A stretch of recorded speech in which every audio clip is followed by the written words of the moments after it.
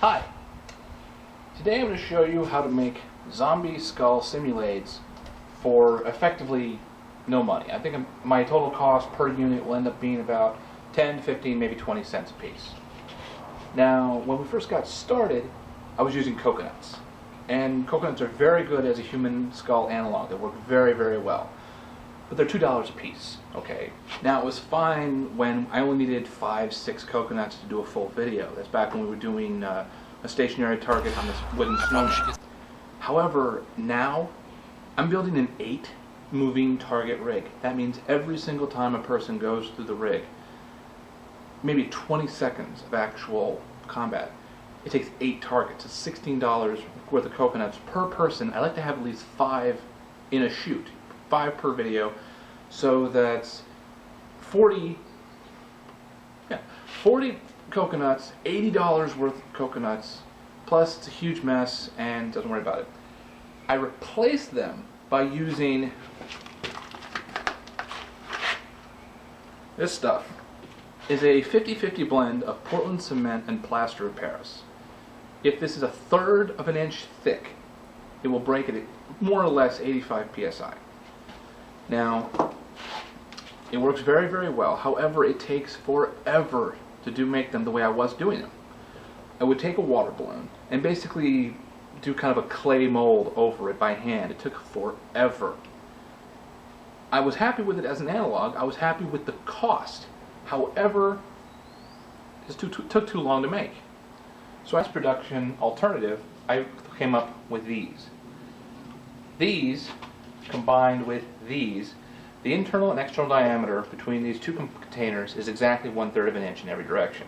You have to be careful on the 2 flat sides, but that's doable.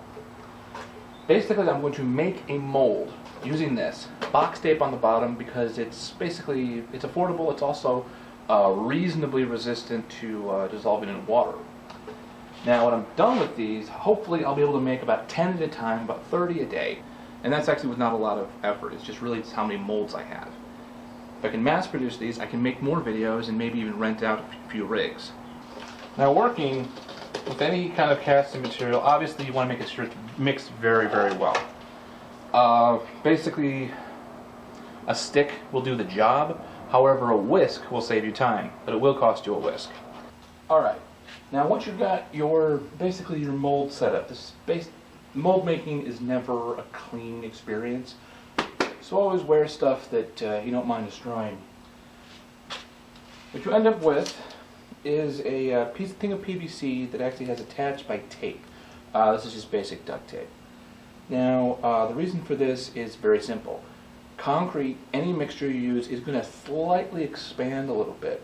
So when you put in your mold, you have to have a way of separating it. Otherwise, you will never get it out.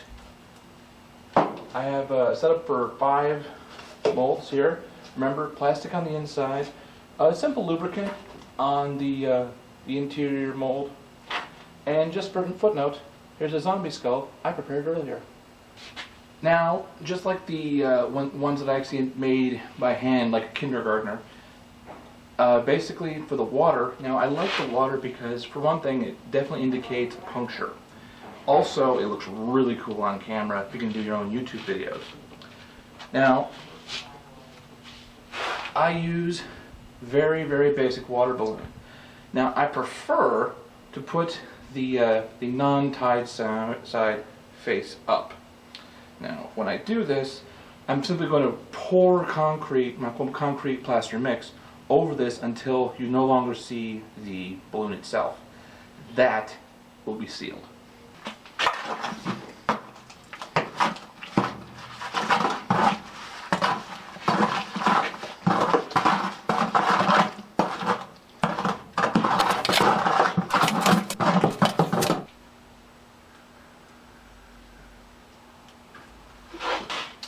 And of course, very important, always have your music ready to go.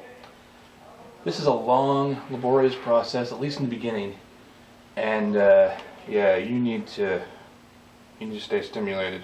Well, nah, screw it, stimulated. Also, touch-ups are probably going to happen. even though these molds are actually quite strong in the making process, accidents do happen.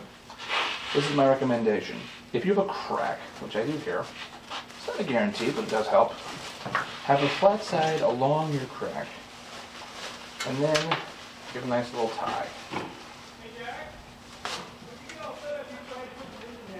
Remember, you're working with a casting material, which effectively means potentially self-correcting, if you do it right. So, technically, it's not self-correcting. Sorry. Insert balloon, and pour mix over it. Gravity will actually help in fill in the cracks a little bit, but you can only count on that to do about 5 to 10% of the job for you. Everything has to be well planned. Even, have a mix up like that, it's going to expand a little, but that's okay.